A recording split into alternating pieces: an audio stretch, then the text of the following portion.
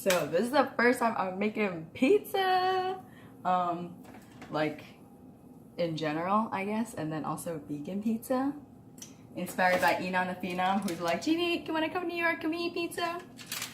So I made my crust, got some herbs in there, threw in some basil in there, and I made my tomato sauce, which is super easy and semi-homemade. It's basically like organic crushed up tomato, or it's organic diced tomatoes, and I just blended them. And then I have my other vegan cheese, where it's a secret recipe, I can't tell you. And I have my sauteed veggies. Yeah, I heard that it's a good idea to saute them because if you have veggies and you try to cook them when they're, when it's all in the oven together, then they don't really get cooked. And raw veggies, they're okay, but on pizza, you want them to be a little bit soft, a little bit sweet, right? Sorry, my head is gonna be cut off for most of this. I'm using a spice rack to hold my camera because when you're not fancy and you don't have fancy camera equipment, you do what you can. Oh, there's my cat, Chaos. Alright, so oven is preheated to 425. Here's my pizza crust. Here is, let's see. It's cool actually without my face showing. It's kind of like those artists that are like, oh, it's all about the music. You don't need to look at my face. It's all about the grub. You don't need to look at my face. All right, here we go. Let me pour this. Just let me taste this first. Tastes great. Cool.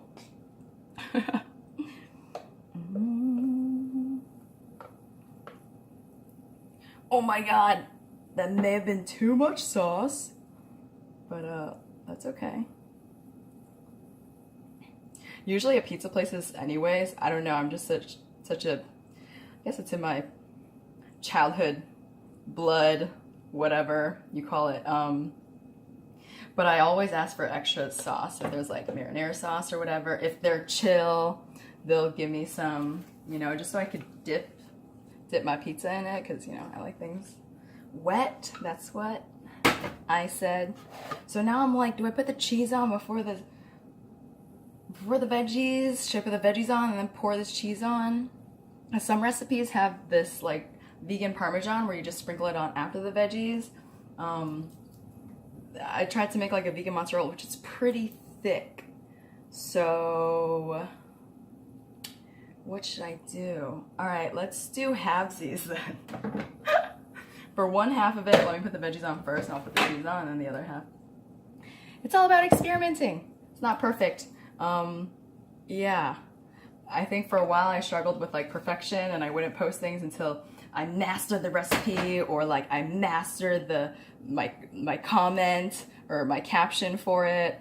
And then there's just back stock piled up a bunch of shit that I never even put up. So, and now I'm just whatever, guys. Why don't you just put it up? People aren't perfect. All those perfect food blogs and stuff. It's just not perfect. The only way that I could do it where it's actually perfect, when everyone's oh my God, Jeannie, your food looks so pretty and cute. I'm yeah. In actuality, I've already made it. I've already eaten half of it, and then I save a portion of it just to picture it pretty. And I'm is this real life, guys? I mean, we all want to pretend, so. Anyways, let me do as much. Yo, stop! Stop! Chaos! Stop!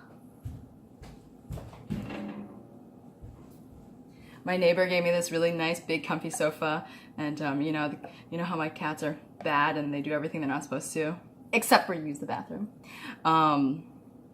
Yeah, they always scratch the sofa. I'm damn it, you guys! Spend so much money on all these toys and stuff for you to scratch. Oh snap! Okay, this cheese, it's OD. Oh my God, it's gonna be so good. Do I even need to cook? Oh God, it's gonna overflow. It's gonna be a pan full of wet stuff sloshing around. All right. Now for this, I'm gonna put the veggies on top of this half. Oh my God, that looks beautiful. Oh God, it's spreading more. Okay, I need to put this in the oven before I start sprinkling more shit on it.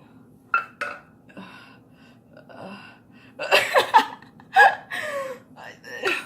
I just need to show you, like, look.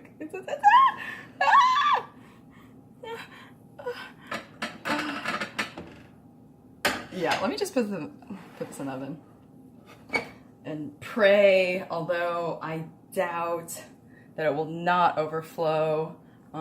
It's just gonna be this saucy mess. Mamma mia! Alright. Good luck, pizza. I'm gonna set my cute little hamburger timer. Although I don't really eat hamburgers or cheeseburgers anymore because of something that happened to me a long time ago that put me in the hospital. It's called elk meat burger from Bear Burger. Fuck that place. Okay. I think they said bake it for 17 to 18 minutes, so let me just put it on for 15 so I can check on it.